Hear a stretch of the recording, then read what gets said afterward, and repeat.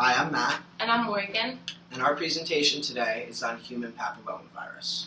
HPV is a disease that is most commonly transmitted sexually and affects both men and women. There are over 100 types of HPV. Most types go away on their own, but others can cause major health problems. There are no treatments for the virus itself. However, there are treatments for the health problems it causes.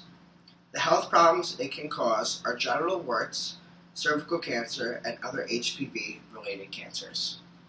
So there are many precautions to take in order to prevent HPV. One way is you can get vaccines. The FDA approves 3 vaccines in order to prevent HPV. One of them is the Gardasil 9, and Cervarix. HPV vaccines stimulate the body to produce antibodies that bind to the virus and prevent it from infecting cells. So also the use of condoms can help prevent HPV. On top of, lastly, good healthcare and education will also help prevent it worldwide. HPV, unfortunately, is very common. 80 million people in the U.S. are affected, and up to 80% of males and females will be infected with at least one type of HPV in their lifetime.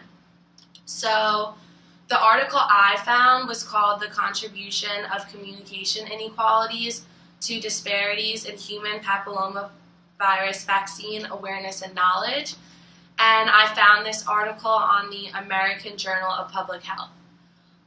So it basically was a study done to examine the relationship of internet communication inequalities on HPV infection knowledge and vaccine awareness. The people they studied were 49% male and 51% female.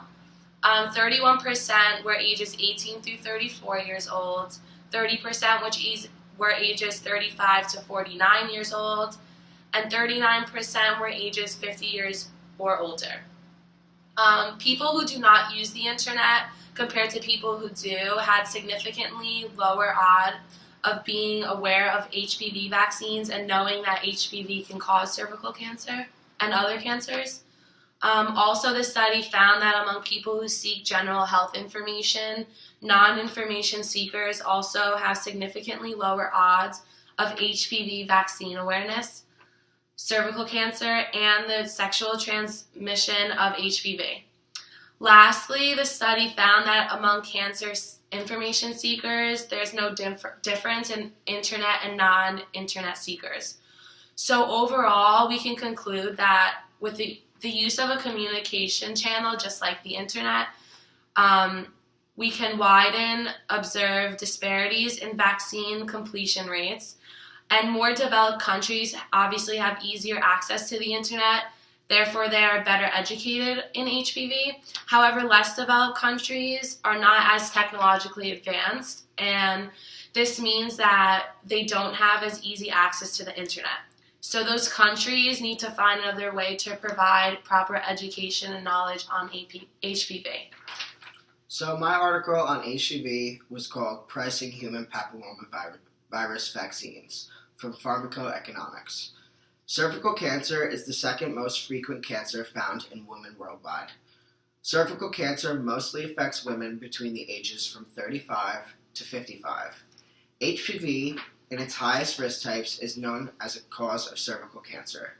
If women get the proper cervical screenings that achieve high coverage and include proper follow-up, cervical cancer can be reduced by over 80%. The HPV vaccine is the first of its kind that is available to fight against cancer. As of now, the HPV vaccine is the most expensive of all vaccines available. The cause of this is said to be from the massive research and development investments and a very complex manufacturing process. In July of 2010, vaccination advisory bodies had passed a recommendation in favor of HPV vaccination in 21 of 29 European countries. 18 of those countries actually included these provisions in their national vaccination programs. The countries where it is not yet being included are mostly located in Eastern Europe and generally have a much lower healthcare budget. From this article, one can conclude that there that more money needs to be spent on vaccinations on a worldwide basis. If other regions of the world spent as much time and money on preventing HPV as Europe does, cervical cancer could largely be reduced in women across the world.